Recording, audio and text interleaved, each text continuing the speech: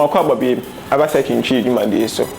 Ye video bebree e wo YouTube but nipa dodo na almost scam me omo cause they ba come person me nka sisi a ne say over YouTuber or now o hwe comments no. Aya mostly mon study ade bi. Omo say o hwe comment na taking tree official channel no. Me comment here. Omo say me din no taking tree no. Almost on the highlight be there ato highlight be ato ho obi so betimi create channel ni bi no the Miami profile na wa edi ni so taking chi one study Saturday we year na wa create the same channel na or mislead or just e be a chat no e wo number we so be ma office crypto office bi the keke ho be pray so one study Saturday we year anytime be abeya mama den omodu piu obedwen say me taking tree guy we cry no no you fit but omo frame me omo chat me say omo pese menye shopping po mo chia ska mo menye shopping mo menye like I did involve this ka bia no me pese me get involved like pese me ji usika se me ya ma ntina me YouTube videos ni bia me wi me catch say one kasa your research all those say the mature no cry no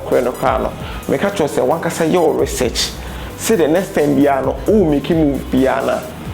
o hwe say mi be hia me mo ansa na waye cause so ka che me say me nye na me ntomawa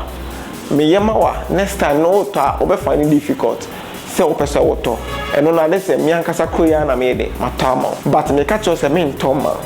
but me che okwan ya beti afa so ide aye na next time no o to na bedru a o to bi ma obetimi asen ato bi mi ni okwa beti ma ide asen to be and at the same time so no uku telegram no me ni channel with telegram so we taking trivia with telegram enya mia nti se odi misika okona obi ka cho se e bia telegram e bia office bi say na uku follow enya mia taking trivia ni telegram and at the same time so no YouTube haya so ubo so wa na obi a comment all thanks to bibi na say o praise obi say nipa we aboa no so no go say obi so me comment who is that na comments na dey etwa so nti hu a obeka chene like wadwen be say ene nipa he omudi no ha dance ene ono ko pe nipa na hwe omu nyina omu yes scammers accounts no mo ba no mo reply ni na nipa ba ko omu yes scamming omu account no mo dey yes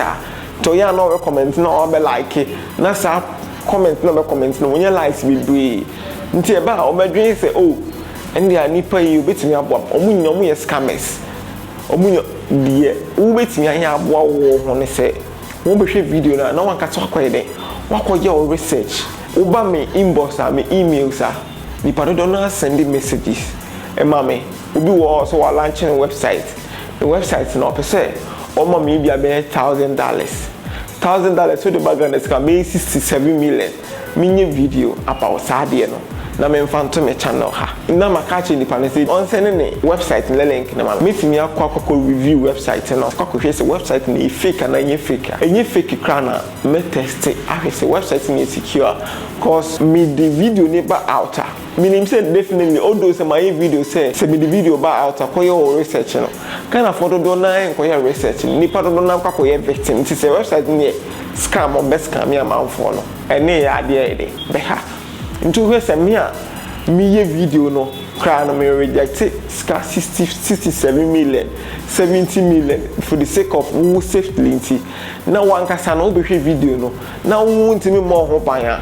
ade ede ha adwen pa cause me ntimi ndi security no more coming e bia 100 cedis and now 50 cedis na ade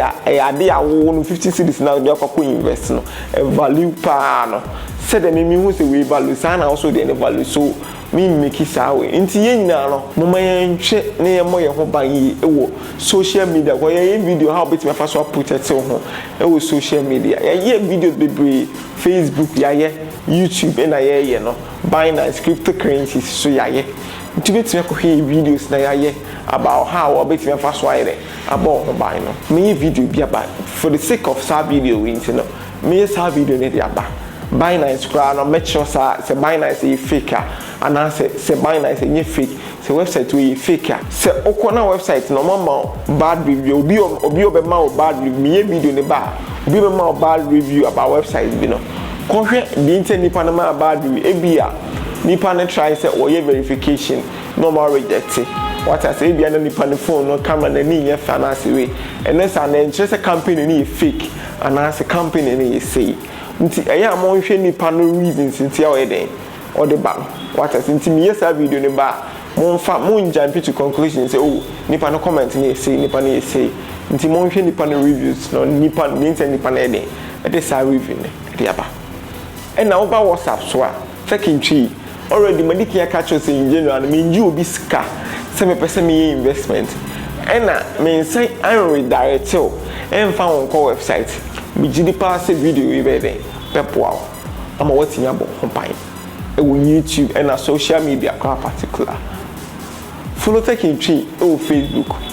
YouTube ha ya subscribe channel ni the video be bro the video sa e hu hia o Ghana ha bia o ya de bia onim